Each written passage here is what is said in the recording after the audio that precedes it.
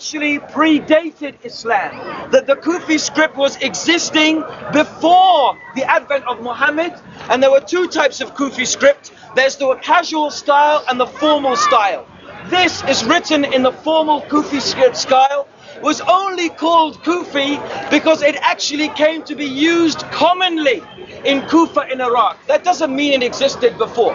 So Mr. Smith's procrastinations, okay, although he sounds very academic, and admittedly he sounds very convincing, and he brings very clever arguments, careful scrutiny of this man's arguments actually leave him nowhere to stand on. And all of his arguments have actually been refuted, not by Muslims, but by other Orientalist people who have studied Islam, okay? So there's no doubt at all that the Quran, and I have quotations here, I just casually opened some books, okay? And I have quotations here from about 3 or 4 different books which I read from, written by non-Muslims, just to show it's completely impartial. About non-Muslims, about the authenticity of the Quran, that it is, the Quran of Muslims today is the same as that was had in the hands of Muhammad 1,400 years ago. And I'd like to direct you to a man called John B. Taylor. He is the director of dialogue with people of living faiths and ideologies in the world community of churches, and he wrote in his book, Thinking About Islam, he said, "Thus we can feel confident that the Quran which we have today is, as far as is humanly possible, the text which was established within a few years of the Prophet's death." Okay? This is a man who is a Christian. Not only is a Christian, he's a Christian missionary involved in dialogue with Muslims. He has to admit that the Quran the Muslims have was without doubt the same text that was established within a few years of the Prophet Muhammad's death. And I have many other quotations here, okay? We have one, John Bagot Glubb, H.A.R. Gribb, Francesco Gabrielli, okay? And we also, I had a whole list. I have actually a photocopied sheet that I did from my research. But I also have in my here, I have here, by the way, just to reconfirm what I was saying about the, where is it going? About the manuscript that I was talking about here, the Kufic script. As I mentioned, this is indeed the Kufic script, okay? That John Smith was talking about. You'll find him talking over there in speaker. And I do invite you, by the way, to go and listen to him. And I'd really like some of the people listening to him to come back to me and ask me about the points that he's raised. And I feel that I can confidently answer them, okay? Because actually, if you have any knowledge about history and about archaeology, what the guy is saying actually will make you laugh. But he's very, very convincing in the way he says it. I have to say, he's a very good debater and he's very convincing, but then so's the devil, okay? So here we have a manuscript taken from the British Museum on the front of a Quran printed by, who printed this Quran? Oxford University Press. And on the inlay here, it says, the reproduction of the front of this jacket shows part of the Quran in Kufic script from a manuscript in the British Museum. This script is the most ancient form of calligraphy in which the Quran was originally written. Okay? That's not a Muslim saying it, that's a non-Muslim. Which shows that John Smith knows that very well. Okay? And I have to say here, please don't get offended, okay? But the methodology of the Christian missionary is to lie about Islam. And that's not surprising, because that's what his Bible teaches. Paul in the Bible says, what does it matter if I lie for the greater glory of God? Okay? Paul admitted in the Bible that there is nothing wrong with lying for the so-called greater glory of God. In fact, you can study the methodology of Christian missionaries all over the world today, and it's their methodology to lie and to trick people into following Jesus. That's part of their methodology. So anyway, that's what he believes. So if that's his belief, we have to realize that he doesn't mind standing up there lying, but he does it very convincingly, and he makes a lot of people think that he's got something to say, but in reality, the own non-Muslim scholars have refuted most of the things that this man has been saying. And here, this man who translated the Quran, Arthur J. Arbery, was an expert in the Arabic language. He clearly states in this introduction he writes in the Quran, he clearly states here that there is no doubt at all, if I'm not sure I can find it exactly. He says here, apart from certain orthographical, if you know what that means, orthographical modifications of the original, somewhat primitive method of writing, intended to render unambiguous and easy the task of reading and recitation, the Quran as printed in the 20th century is identical with the Quran as authorized by Uthman more than 1,300 years ago. Of course, he was writing quite a while ago, this man. Okay? So this, what I have here, is a photocopy of the Uthmanic Quran. Okay, and you can see it here without the vowel points, because later Qurans, they have vowel points. They have marks in order for you to be able to pronounce the vowels, because there's no vowels in Arabic. The vowels are not written down. You only have the consonants in Arabic. Okay? Afterwards, when Islam spread very far, people had difficulty in reading the Quran correctly because they weren't familiar with the Arabic language like the pure Arabs were. So they started putting vowel marks. If someone's got a Quran, we can show. Anyway, so that's what Arbery says quite clearly, that this Quran is identical. So Muslims and non-Muslims need to have no doubt that the book that I'm holding in the book I'm holding in my hand, the Quran that I have, is identical to the Quran that was revealed to Muhammad sallallahu alaihi wasallam 1,400 years ago. As far as is humanly possible for any book to be proven authentic, the Quran can be proven authentic. Okay? This is my argument. There are many other arguments as well, by the way, to prove that the Tashkent copy is in fact the Uthmanic copy, the one ordered to be written by Uthman, who ordered the scribe of Prophet Muhammad, whose name was Zayd ibn Thabit. He ordered him to compile an absolutely authoritative collection of all the verses of Quran. He did this and he had it authenticated, he had it confirmed by over 50 of the living memorizers of the Quran. And by the way, another amazing thing about the Quran is, and also to say that, by the way, just because something is written down, it doesn't necessarily mean that it's authentic. In fact, many of the early Muslim scholars had serious doubts about the efficiency of written material. And they actually believed that things that were memorized were actually could be proved more authentic, okay, than those things which were not. Now, Mr. Smith over there, Joseph Smith, he's gone now. But if you listen to him, he might talk about the unreliability of transmitted verbal information.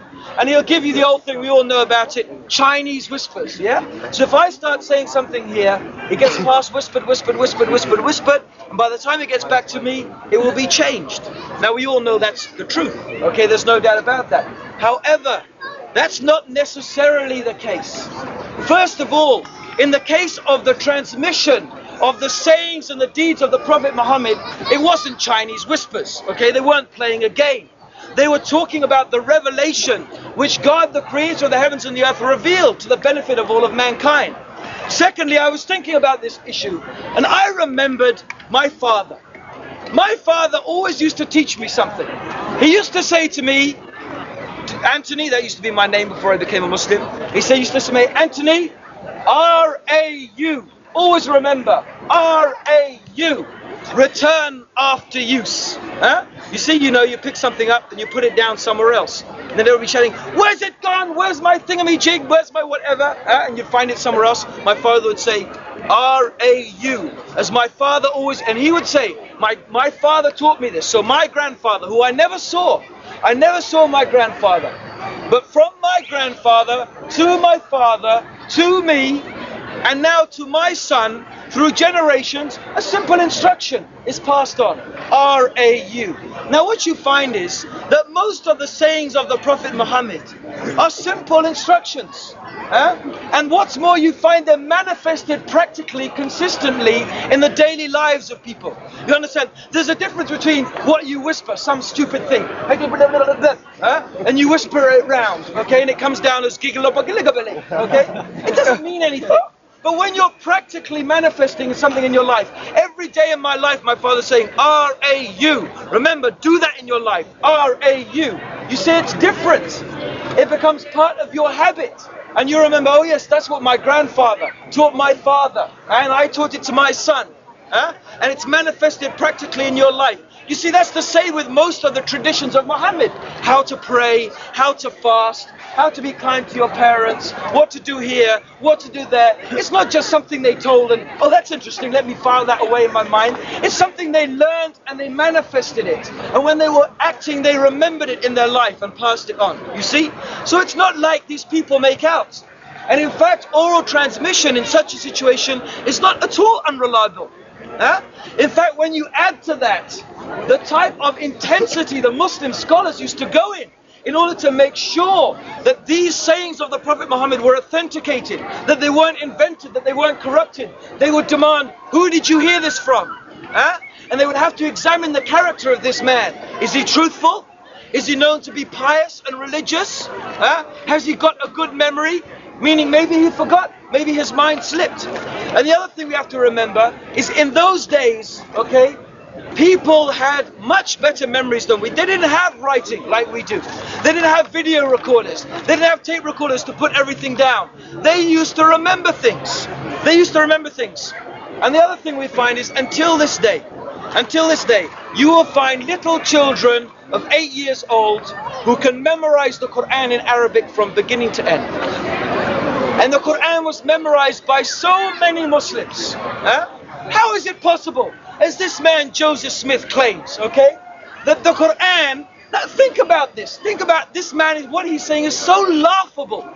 It's so laughable. The reason why people don't bother asking this man's questions is because anyone who knows anything will think it's not even worth replying to this nonsense. It's so absurd. But he does make it sound convincing. But now imagine the scenario Joseph Smith is painting. He's painting a scenario that in fact the Quran was only introduced 150 years after Muhammad. Now imagine this.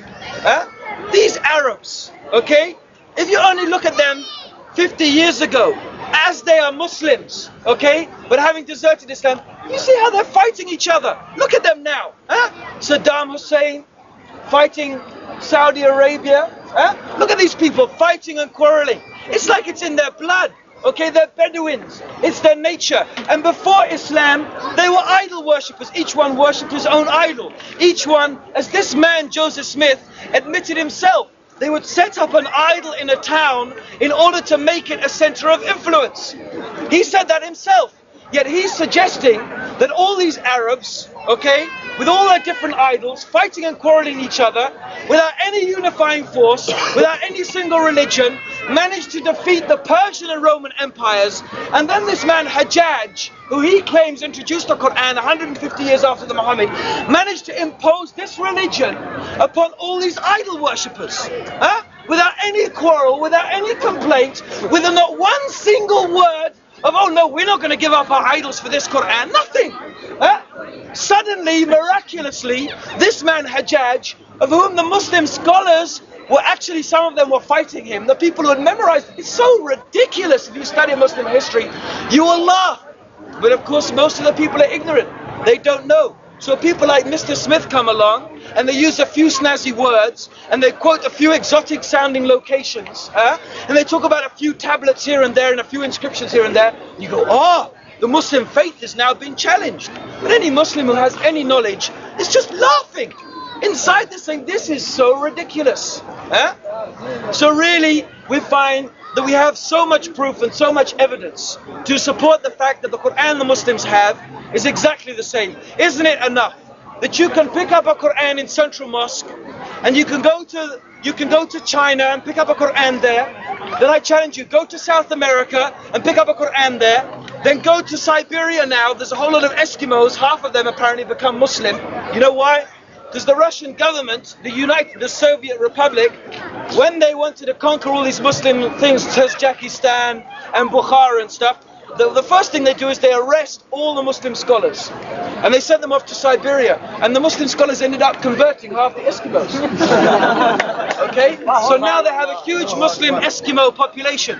Go to Siberia, I can give you the address, I know the organization that's helping build mosques out there, and pick up a Quran from there. Everywhere you go in the Muslim world, and bring them all together. Bring them all together.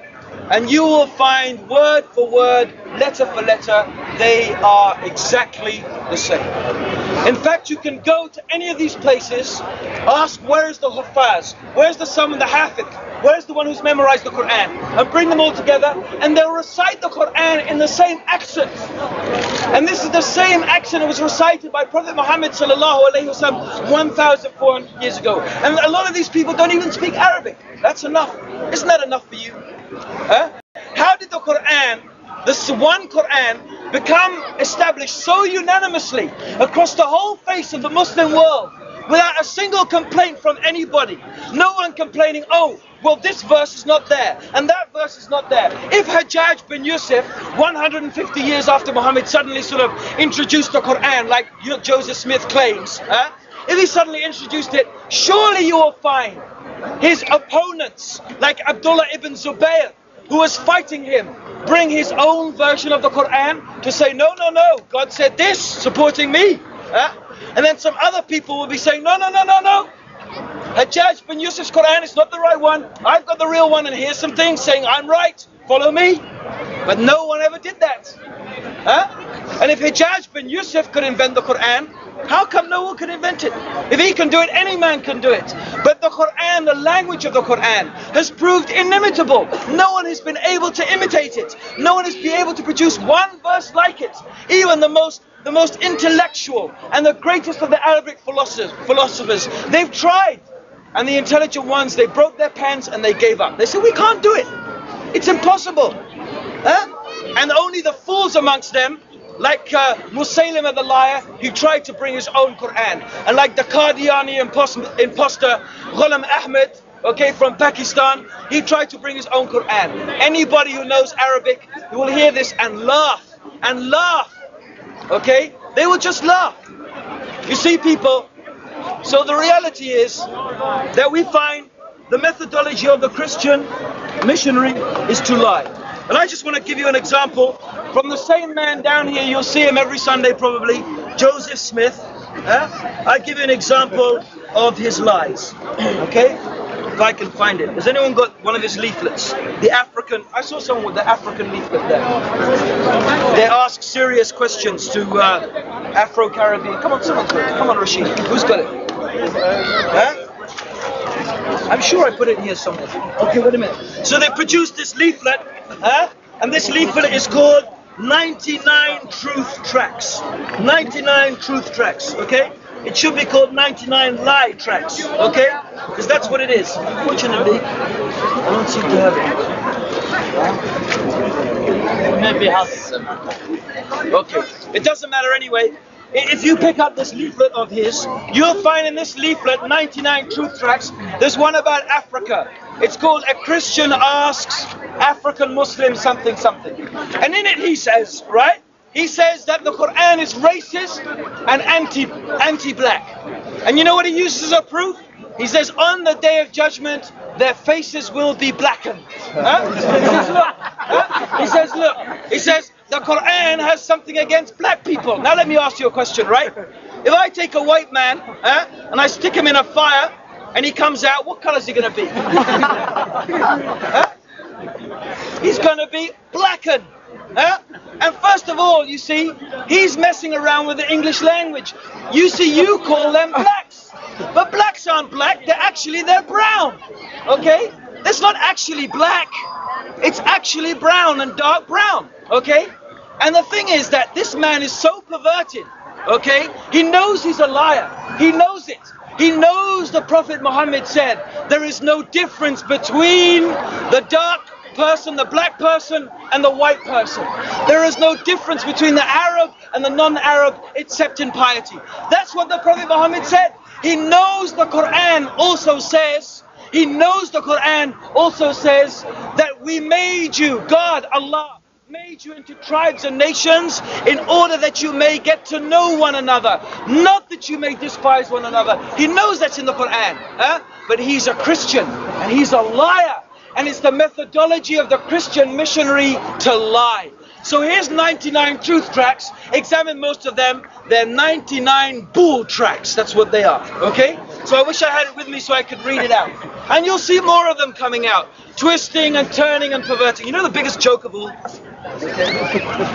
When Joseph Smith in his debates, okay, was asked, or rather he asked himself, he wasn't asked, he asked himself. When Joseph Smith was asked about the Bible, Abdurrahim, why are you always doing this to me? Why is he always doing this to me? He's always there. Abdurrahim,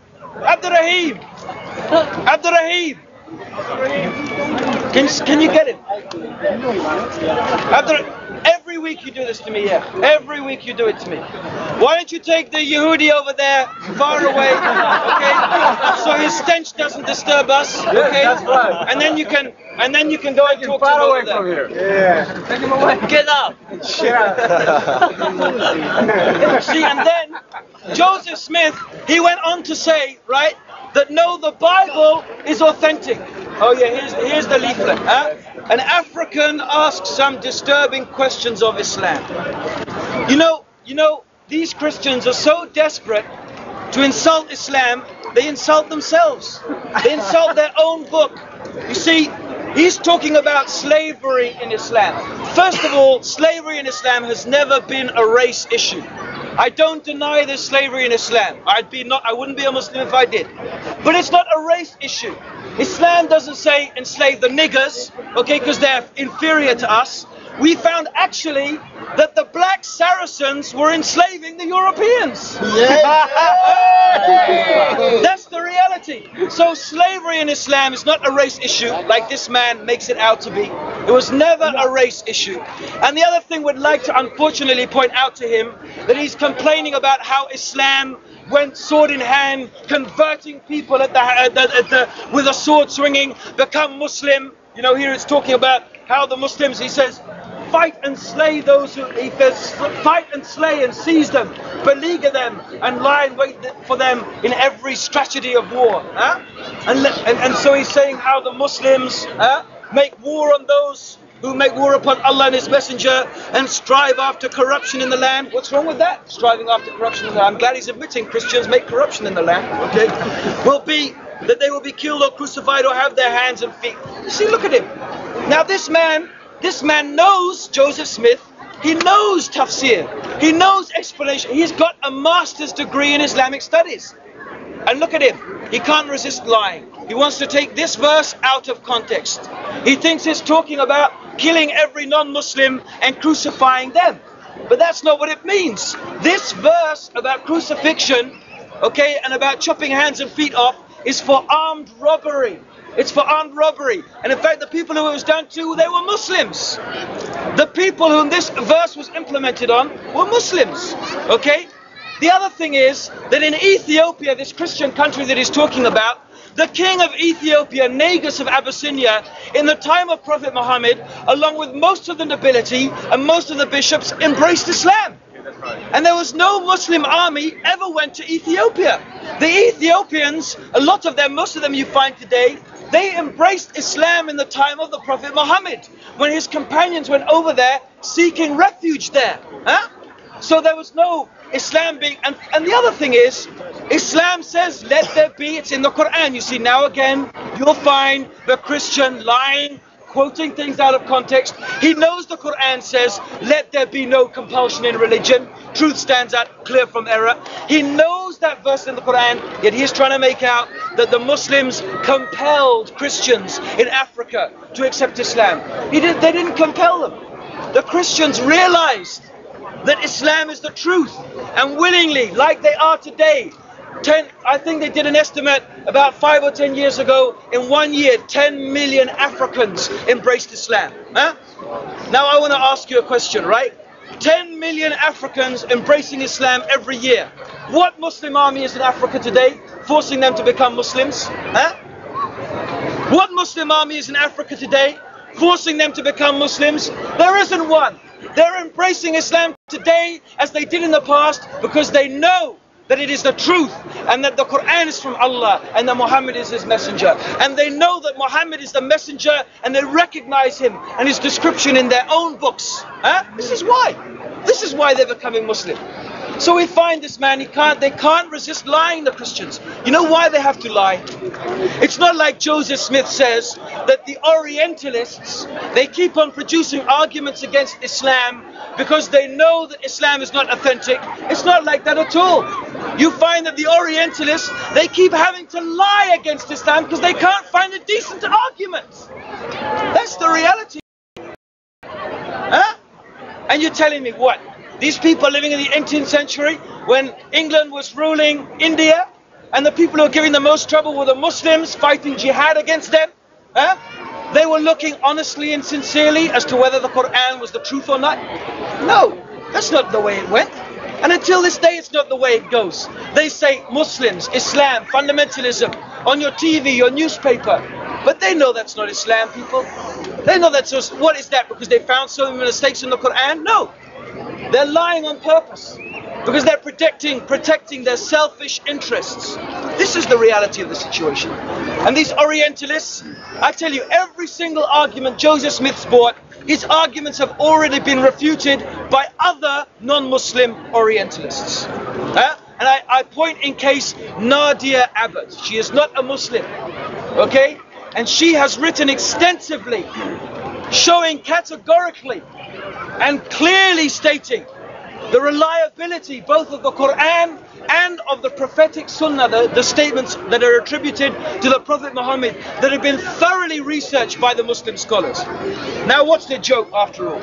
Joseph Smith in his debate with our dearly beloved Jamal Badawi, who I have to admit was a bit, I wouldn't say he was defeated, but they were talking in different levels. Joseph Smith was coming with his academic what's what, and Jamal Badawi was a very polite man. I wouldn't call him the top Muslim scholar, hardly. Okay, like Joseph Smith likes to say, the top Muslim man. He's not the top Muslim man. I'm sorry, that's just not true. That's exaggerating. Okay? Okay? But Jamal Badawi, you see, he claimed in this debate that he recently had that we even know the names of the early people who wrote, you know, our Bible. It's absolute rubbish. Every single early document of the Bible, okay, and I have here with me a book.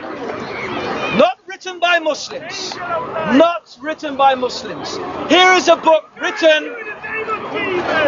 See, you know, I don't need to preach against Christianity. There it is. That's Christianity. Now we have a book here. This book was written by a group of people called the Jesus Seminar. The man who wrote it, Robert W. Funk and Roy W. Hoover, they actually, and the Jesus Seminar is, I can't remember exactly, but it's a seminar, it's a group of about 30 to 40 and even a wider group of 50 biblical scholars, non-Muslim Christian scholars gathering together to find out and estimate what did Jesus really say. First of all, in the introduction of this book, he says that we have the earliest complete biblical manuscript that we have is dated 325 years after Jesus. It's the Codex Sinaiticus. You find it in the British Museum. It actually has an extra gospel, the gospel according to the Shepherd Hermas. It has serious differences from what you call your modern day Bible. But the oldest complete biblical document is 325. The oldest sizable manuscripts actually date to 200 years after Jesus. Now I admit that the Muslims also, we have manuscripts, okay, and most of the sayings of the Prophet Muhammad were not written until about 200 years after. But there's a big difference. First of all, remember, Christianity was a small cult, constantly being threatened, constantly being attacked by the Roman authorities. Islam, however, in a very short time became a world empire, okay? So we can see how the authenticity of Christian manuscripts must be much more questionable, very questionable. Matthew, Mark, the so-called Matthew, Mark, Luke, and John, the four Gospelers, according to the Jesus Seminar, right?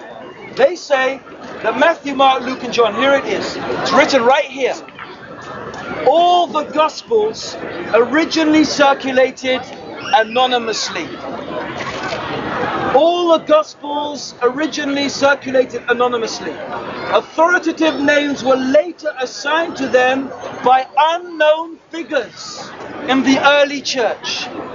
In most cases, the names are guesses, or perhaps the result of pious wishes. This is what the Jesus Seminar, but Joseph Smith stated so boldly in his debate that we know the names, even the names, he said, even the names we know. Like, it was really amazing. We actually know the names of the people who wrote the Gospels. Even the names, he said.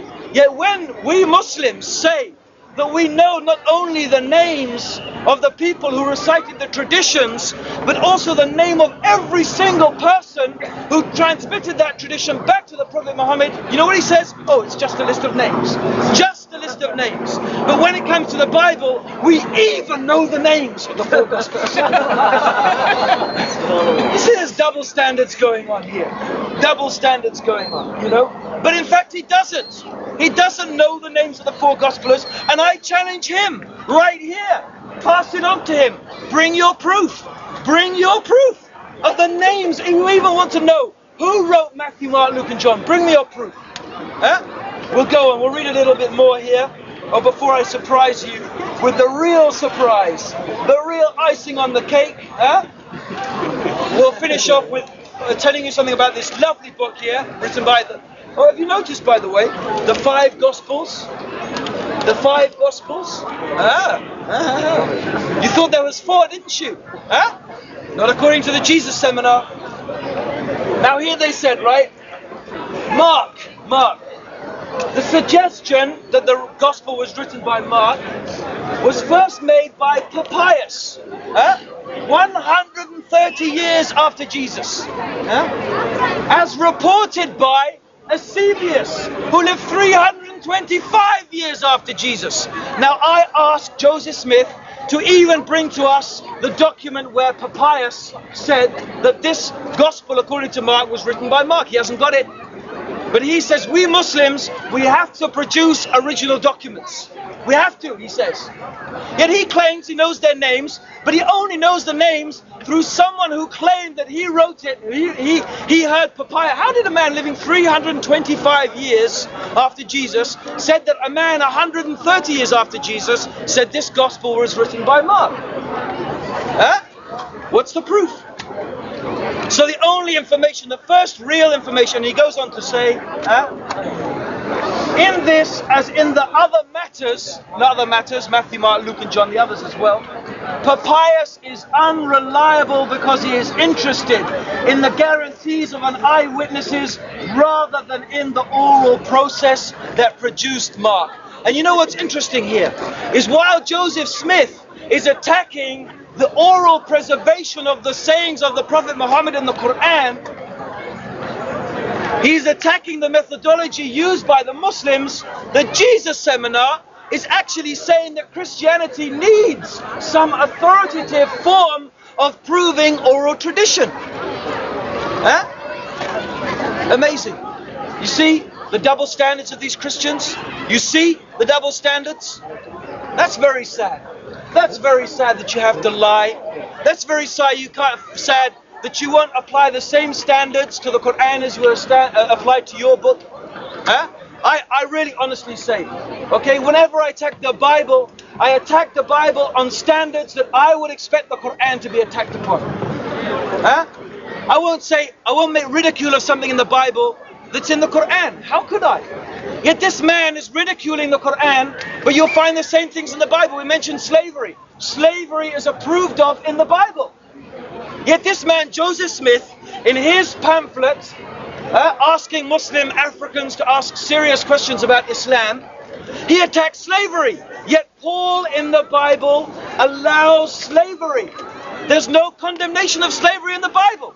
So if he's attacking slavery in the Quran, why doesn't he attack it in the Bible as well? Because the man is so desperate to find an argument, he has to lie, and he has to even lie against his own book and make fun of his own book. Now, just to put the icing on the cake, we talk about the Jesus seminar. The 5 Gospels. What did Jesus really say? What they did here in this lovely book, okay, is they divided the sayings of Jesus, and here's an example: black, red, grey, and they also have pink. Black means they think that Jesus definitely didn't say it. Grey means this is something that we're almost certain Jesus didn't say. Red means Jesus almost definitely said it. And pink means Jesus probably said something like it. Oh dear. Oh dear. You know what? 70% of the words of Jesus are in black. The Jesus seminar believe that 70% of the words attributed to Jesus, they believe he never ever said them. But Mr. Smith, I know my Bible is the truth. I know it's been proven, and until today it's still being proven that it's authentic. His teacher in SOAS, was a teacher of Arabic. His teacher in the School of Africa, I gave up looking at the Bible because I didn't, there's no point anymore. Everything's been said about it. Yeah, there's so many mistakes in it. What's the point? But he claimed, no, because why? He said his teacher was claiming how authentic the Bible was. But Joseph Smith himself says, no, we need to go to the experts. Well, who could be more expert than the Jesus seminar? 70% of the words of Jesus, they think he didn't really say it. You know the next book that's coming out? What did Jesus really do? I can't wait. Assalamu alaikum. May God guide you in Islam.